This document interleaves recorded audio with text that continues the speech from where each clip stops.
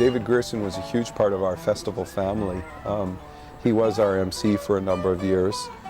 He was the host of the Vancouver Island morning CBC show for a number of years.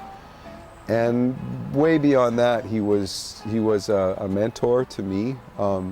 David was one of the first guys I'd pick up the phone and call whenever I had a problem and needed to talk to someone.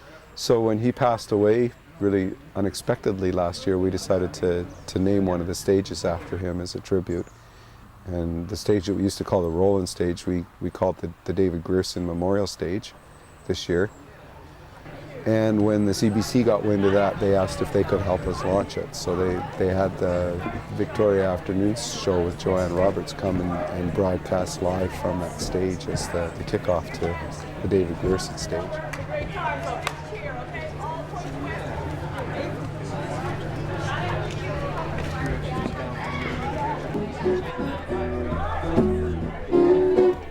I never play MusicFest myself because I think it's a real tacky thing to be an artistic director and program yourself as an artist into the program. But in this case, I decided I was going to just for my friend David.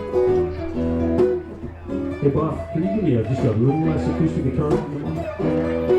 Todd Butler and I both had a lot to do with David as friends, and David helped both of our careers significantly, and like I said, he was a big part of our festival family. So we decided we'd do it, you know, and it ended up being a lot of fun, and hopefully we'll help David's memory carry on from now on, and hopefully we'll remember his spirit and keep that as part of our festival as well.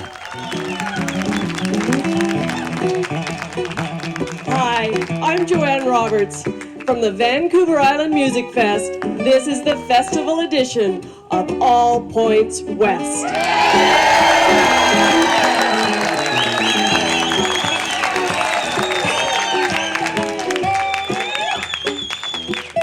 We're honored today to be officially dedicating this stage that we're standing on as the David Grierson Community Stage. Our colleague David died suddenly in November of a heart attack at the age of 49. He loved this festival, and I know he's going to love this show because it has lots of great music in it. Cousin Harley, Gordon Carter, As the Crow Flies, and Todd Butler and Doug Cox. All music, all the time, on All Points West. So let's get started.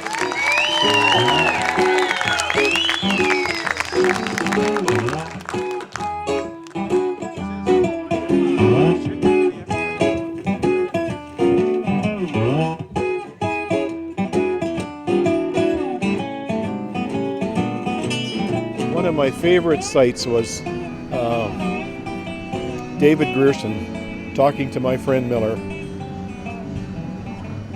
and he treated him like royalty, and David did that with everybody. He had time for everybody. He always talked to everybody, but Miller was really, really impressed that he got to talk to David Grierson backstage, an 8-year-old boy talking to his hero. That was big.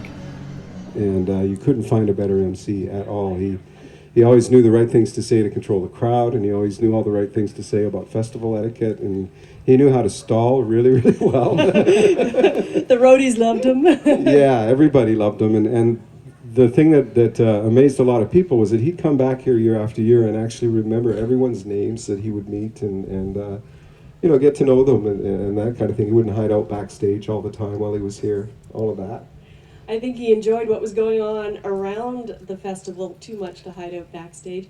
Todd, what about you? What did David mean to you? Well, a lot of this. Okay, we'll go this way. Todd, we'll start with you and then we'll go to Doug. Well, while I was hiding out backstage.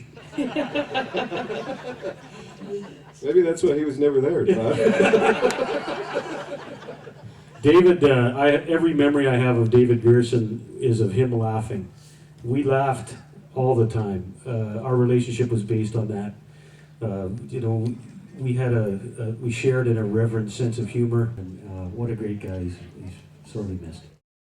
Well, it was great to be able to do the tribute to David with Todd. Todd and I used to go out for dinner with David when we were in town in Victoria together, doing shows together and that kind of stuff. And I know it meant the world for Todd to be part of the tribute as well. David was a huge supporter of Todd, the musician and the songwriter, to the point where David, I think, had a lot to do with Todd's success with the CBC. But Todd is a multi-talented guy. He's a brilliant MC. He's been an MC at the festival for a number of years now as well. I think as long as David Grierson was. And he's also a great guitar player and a brilliant comedian. So he's the perfect MC because he's kind of the hometown hero. Everybody knows him and loves him. Used to be Canadian, now he's an English lord. We still live in Canada, it's all we can afford. Oh, Conrad Black, so much. His contribution to the festival has been fantastic that way because not only does he do a lot of MCing for us, but he also is a voice of the Comox Valley, and he's done a number of things behind the scenes as well for the festival. You know, that's one of the charming things about Doug, is he's humble about this.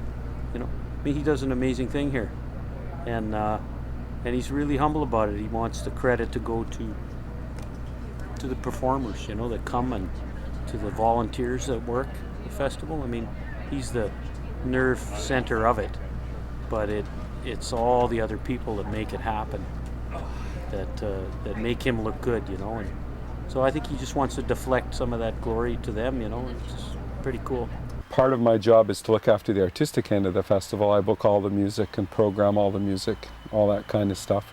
That's the artistic director part of the job. And then the executive producer part of the job is that I basically oversee everything that happens in regards to the festival. That doesn't mean that I run everything or anything like that. We have an incredible team of people, from our board of directors down to all the volunteers to the other staff members as well. So I sort of oversee everything that everybody's doing, again with the understanding that there's a lot of people now that certainly know their jobs and they're part of the festival a lot better than I do. And I spend most of my time dealing with the artistic end of it.